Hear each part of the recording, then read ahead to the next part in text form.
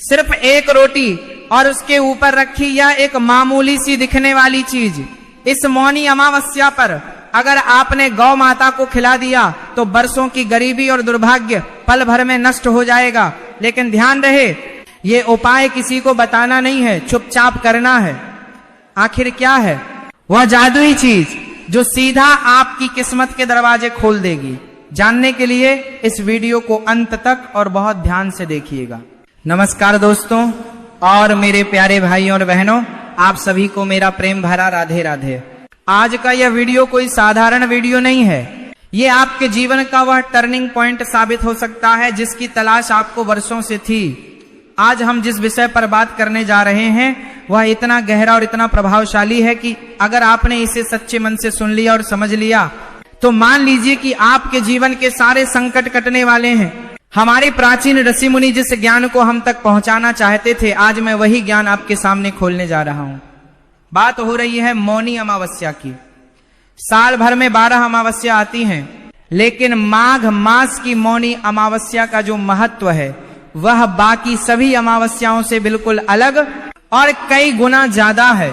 ये वह दिन है जब ब्रह्मांड की सारी सकारात्मक और आध्यात्मिक शक्तियां जागृत होती हैं। अक्सर मेरे पास लोग आते हैं और कहते हैं कि महाराज जी, हम बहुत परेशान हैं, सुबह से शाम तक कोल्हू के बैल की तरह काम करते हैं, पसीना बहाते हैं, लेकिन हाथ में पैसा नहीं टिकता, कर्ज है कि उतरने का नाम नहीं लेता, घर में बीमारी ने डेरा डाल रखा है, बच्चों की शादी नहीं हो रही, या फिर घर में रोज क्लेश होता है, भाई भाई से लड़ रहा है और पति पत्नी में अनबन है। अगर आप भी इनमें से किसी भी समस्या से जूझ रहे हैं तो आज का यह वीडियो सिर्फ और सिर्फ आपके लिए है। आज मैं आपको कोई महंगा अनुष्ठान नहीं बताने वाला, मैं आपको कोई हजारों लाखों का यज्ञ करने को नहीं कहूंगा। मैं आपको एक ऐसा छोटा सा लेकिन अचूक उपाय बताने जा रहा हूं जो सीधा हमारी गौ माता से जुड़ा है। गौ माता यह शब्द ही अपने आप में पूर्ण है। गाय सिर्फ एक पशु नहीं है, गाय एक चलता फिरता मंदिर है। हम मंदिरों में जाकर पत्थरों की मूर्तियों पर दूध चढ़ाते हैं, भोग लगाते हैं, लेकिन हमारे घर के बाहर जो साक्षात प्राणवान देवता खड़ा है उसे हम डंडा मारकर भगा देते हैं।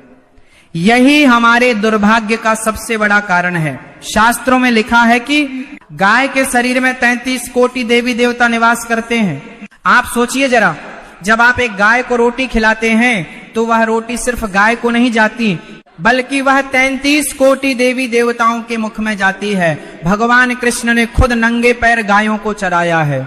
जो गोविंद सारे संसार के मालिक हैं वो भी गौ माता की सेवा करते थे। तो हम और आप किस खेत की मूली हैं? मौनी अमावस्या का यह पावन पर्व आ रहा है। मौनी शब्द बना है मुनि से, और मुनि का अर्थ होता है जो मौन रहता है। मौन यानी चुप रहना। हमारी वाणी में बहुत ऊर्जा होती है, हम दिन भर बोल बोल कर अपनी आधी शक्ति बेकार कर देते हैं, लेकिन मौनी अमावस्या के दिन हमें अपनी वाणी को विराम देना होता है। मौन रहने से हमारा मन एकाग्र होता है, और जब एकाग्र मन से कोई संकल्प लिया जाता है या कोई उपाय किया जाता है तो वह सीधे ईश्वर तक पहुंचता है।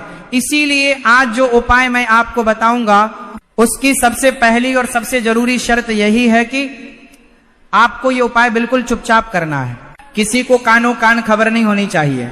अब आप ध्यान से सुनिए कि आपको करना क्या है। इस वीडियो को कहीं भी छोड़कर मत जाइएगा, क्योंकि आधी अधूरी जानकारी खतरनाक होती है। उपाय को पूरा विधि विधान से समझेंगे तभी लाभ मिलेगा। यानी सूर्य निकलने से पहले, उठते ही सबसे पहले अपनी हथेलियों के दर्शन करें और धरती माता को प्रणाम करें। इसके बाद स्नान करें। अगर आप गंगा, यमुना या किसी पवित्र नदी के पास रहते हैं तो वहां जाकर डुबकी लगाएं। लेकिन अगर आप शहर में रहते हैं और नदी दूर है तो चिंता की कोई बात नहीं है, आप अपने घर में ही नहाने के पानी में थोड़ा सा गंगा जल मिला लें। भाव करें कि आप गंगा में ही स्नान कर रहे हैं, हर हर गंगे बोलते हुए स्नान करें। स्नान करने के बाद साफ सुथरे कपड़े पहने, काले या नीले कपड़े उस दिन न पहने तो बेहतर होगा, पीले या सफेद वस्त्र धारण करें। इसके बाद आप अपने घर के मंदिर में जाएं, घी का दीपक जलाएं, भगवान विष्णु और माता लक्ष्मी का ध्यान करें, अपने पितरों को याद करें। अमावस्या का दिन पितरों का दिन होता है। हमारे पूर्वज जो इस दुनिया से जा चुके हैं वह इस दिन हमारे घर के दरवाजे पर आते हैं। वह उम्मीद करते हैं कि उनके वंशज उनके लिए कुछ दान पुण्य करेंगे। अगर हम उन्हें खाली हाथ लौटा देते हैं तो वह निराश होकर चले जाते हैं और हमें श्राप दे देते हैं, जिसे हम पितृदोष कहते हैं। और जिस घर में पितृदोष होता है वहां कभी बरकत नहीं हो सकती। वहां 1 रुपया आएगा तो 1.25 रुपया खर्च होगा। इसलिए पितरों को खुश करना बहुत जरूरी है। अब आता है मुख्य उपाय। जब आपके घर में रसोई में खाना बने तो आपको एक विशेष रोटी बनानी है। ये रोटी बाकी रोटियों जैसी नहीं होगी। इस रोटी का आकार थोड़ा बड़ा रखें। इसे बनाते समय आपका मन बिल्कुल शांत होना चाहिए। मन में कोई गुस्सा, कोई चिड़चिड़ापन नहीं होना चाहिए। मन में सिर्फ भगवान का नाम हो। आप मन ही मन ओम नमो भगवते वासुदेवाय या राधे राधे जप सकते हैं, लेकिन मुंह से आवाज नहीं निकालनी है, चुप रहना है। जब रोटी बन जाए तो उसे एक अलग थाली में निकाल लें। अब इस रोटी पर आपको वह जादुई चीज रखनी है जो आपकी किस्मत की चाबी है। वह चीज है गुड़ और काले तिल। जी हां, गुड़ और काले तिल। अब आप सोचेंगे कि यही 2 चीजें क्यों? तो इसके पीछे का विज्ञान और ज्योतिष समझ लीजिए। गुड़ सूर्य का प्रतीक है। सूर्य जो हमें तेज देता है, मान सम्मान देता है। और काले तिल शनि और राहु केतु के दोषों को दूर करते हैं। साथ ही तिल का प्रयोग पितरों की तृप्ति के लिए किया जाता है। जब रोटी पर आप शुद्ध देसी घी लगाते हैं और उस पर गुड़ और काले तिल रखते हैं तो ये एक ऐसा दिव्य भोग बन जाता है जो बड़े बड़े यज्ञों से भी ज्यादा फलदायी है। रोटी तैयार हो गई। अब आपको घर से निकलना है। नंगे पैर जाएं तो और भी अच्छा है, नहीं तो चप्पल पहन सकते हैं। हाथ में रोटी लें। ध्यान रहे कि रोटी को किसी प्लास्टिक की पन्नी या गंदे कागज में न रखें। आप इसे किसी साफ कागज या पत्तल पर रख सकते हैं या फिर सीधे अपने हाथ पर रख लें। अब आपको तलाश करनी है एक गौ माता की। वैसे तो हर गाय पूजनीय है, हर गाय में देवता बसते हैं, लेकिन अगर आपको कोई काली गाय मिल जाए तो समझ लीजिए कि आपकी लॉटरी लग गई। काली गाय को कपिला गाय भी कहा जाता है और उसमें शनि देव का विशेष वास माना जाता है। अमावस्या और शनिवार के संयोग में या फिर अमावस्या के दिन काली गाय की सेवा करने से 7.5 और ढैया का प्रकोप तुरंत शांत हो जाता है। लेकिन अगर काली गाय न मिले तो परेशान न हो। जो भी गाय मिले, चाहे वह सफेद हो, लाल हो या चितकबरी हो, उसी के पास जाएं। बस ध्यान रखें कि वह जर्सी गाय ना हो। देसी गाय होनी चाहिए जिसकी पीठ पर कुबड़ बना होता है, क्योंकि उसी कुबड़ में सूर्य केतु नाड़ी होती है जो सूर्य की किरणों को सोखकर उसे सोने यानी स्वर्ण में बदल देती है। इसीलिए देसी गाय का दूध और घी अमृत समान होता है। जब आप गाय के पास पहुंचे तो सबसे पहले दूर से ही उन्हें दंडवत प्रणाम करें। मन ही मन उनसे प्रार्थना करें, हे गौ माता, मैं एक तुच्छ प्राणी आपकी शरण में आया हूँ। मेरे जीवन में जो भी दुख है, जो भी दरिद्रता है, आपको माता मैं कैसी जो भी दुख है, मैं कैसी तुच्छ प्राणी आपकी शरण में आया हूँ, उसे दूर करो। इसके बाद बड़े ही प्रेम से और आदर के साथ वह गुड़ और तिल वाली रोटी गाय के मुख के पास ले जाएं। यहाँ एक बहुत बड़ी गलती लोग करते हैं। लोग डरते डरते रोटी फेंक कर गाय को देते हैं। ऐसा नहीं करना है। आपको अपने हाथों से खिलाना है। जब गाय की जीभ आपकी हथेली को स्पर्श करेगी तो एक चमत्कार होगा। शास्त्रों में कहा गया है कि गाय की जीभ में वरुण देवता का वास है। गाय की जीभ बहुत खुरदरी होती है। जब वह खुरदरी जीभ आपकी हाथ की रेखाओं पर फिरेगी तो मान लीजिए कि वह आपकी सोई हुई किस्मत को जगा रही है। वह आपकी हाथ की लकीरों में जो दुर्भाग्य लिखा है उसे मिटाकर वहां सौभाग्य लिख रही है। यह स्पर्श बहुत महत्वपूर्ण है। इस स्पर्श को महसूस करें। जब गौ माता रोटी खा ले तो उसके बाद एक और छोटा सा काम करना है जो इस उपाय को पूरा करेगा। गाय के गले के नीचे लटकती हुई खाल होती है जिसे गल कंबल कहते हैं। आपको उस गल कंबल को अपने हाथ से सहलाना है, प्यार से उस पर हाथ फेरना है। कहते हैं कि गाय के उस हिस्से में साक्षात बृहस्पति देव का वास होता है। जब आप वहां हाथ फेरते हैं तो आपका गुरु ग्रह मजबूत होता है, और जिनका गुरु मजबूत होता है उनके पास ज्ञान और धन दोनों की कभी कमी नहीं होती। इसके बाद गाय की परिक्रमा करें। अगर जगह है तो 4 बार परिक्रमा करें। अगर जगह नहीं है तो अपनी ही जगह पर गोल घूम जाएं और गाय के पीछे के पैरों की धूल लेकर अपने माथे पर तिलक लगाएं। ये धूल किसी भी तीर्थ की रस से कम नहीं है। ये सब करते समय याद रखिएगा कि आपको मौन रहना है, एक शब्द भी मुंह से नहीं निकालना है। अगर कोई रास्ते में मिल जाए और पूछे कि कहां जा रहे हो तो इशारे से मना कर दें या जवाब न दें, अपना काम पूरा करके ही दम लें। अब मैं आपको एक सत्य घटना सुनाता हूं जो गौ सेवा की महिमा को सिद्ध करती है। एक बार एक बहुत ही गरीब आदमी था, उसका नाम था रामदीन। रामदीन के पास न रहने को ढंग का घर था, न खाने को अनाज। वो बहुत मेहनत करता था, मजदूरी करता था, लेकिन फिर भी उसका गुजारा नहीं होता था। ऊपर से उसकी पत्नी बीमार रहती थी। उसने बहुत इलाज कराया लेकिन कोई फायदा नहीं हुआ, सब कुछ बिक गया। वह हताश होकर आत्महत्या करने के विचार से नदी किनारे गया। वहां उसे एक साधु मिले। साधु ने उसकी उदासी का कारण पूछा। रामदीन ने रोते हुए अपनी सारी कहानी बता दी।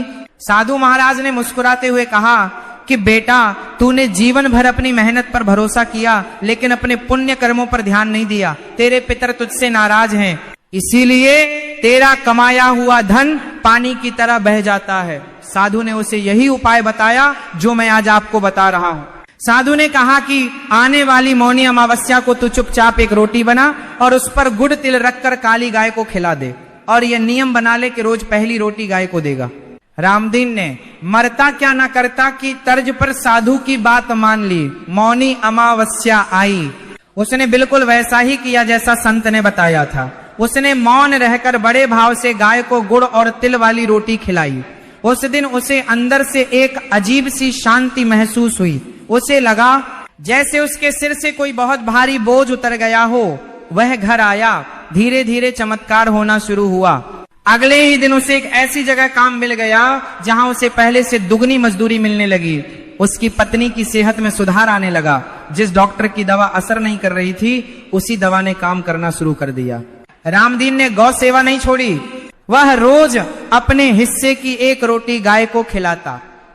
देखते ही देखते साल भर के अंदर रामदीन का अपना पक्का मकान बन गया। उसके घर में दूध घी की नदियां बहने लगीं।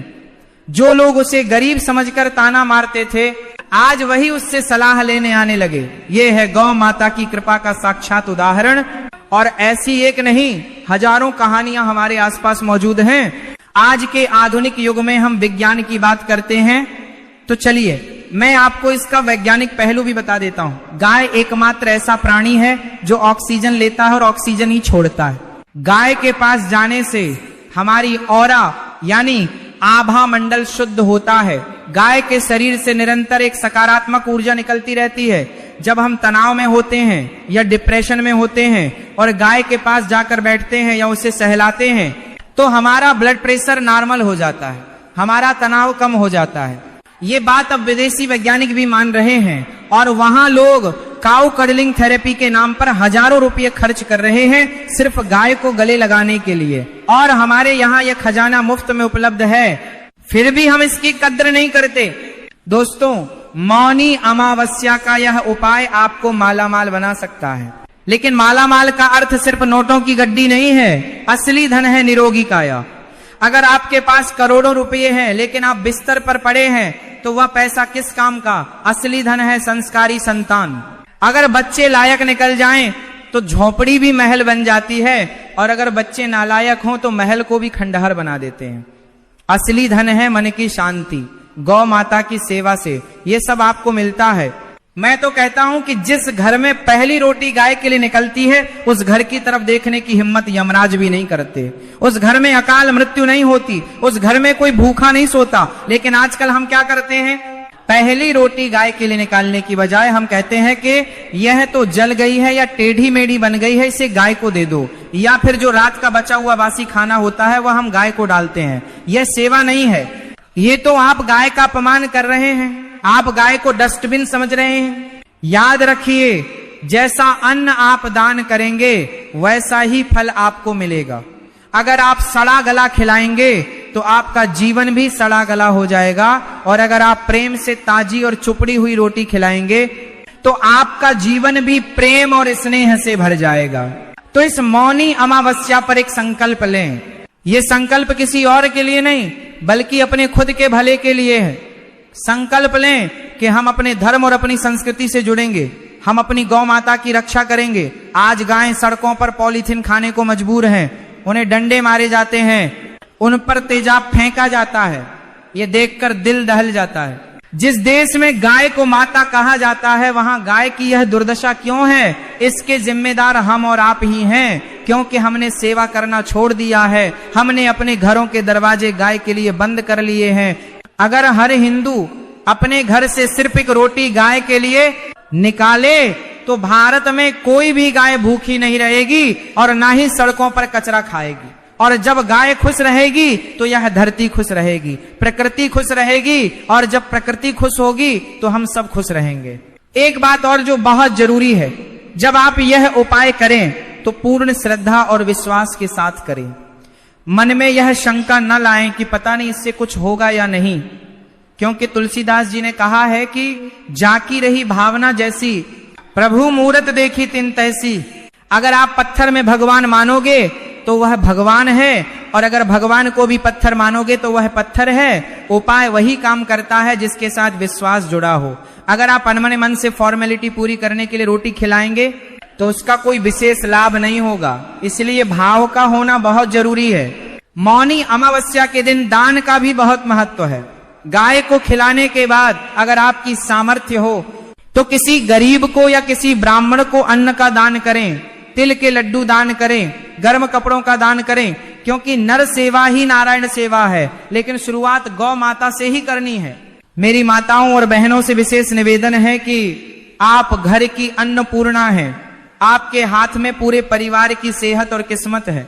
जब आप रसोई में जाएं तो गुस्से में खाना न बनाएं, भजन गाते हुए या भगवान का नाम लेते हुए खाना बनाएं, और वह पहली रोटी वाला नियम जरूर अपनाएं।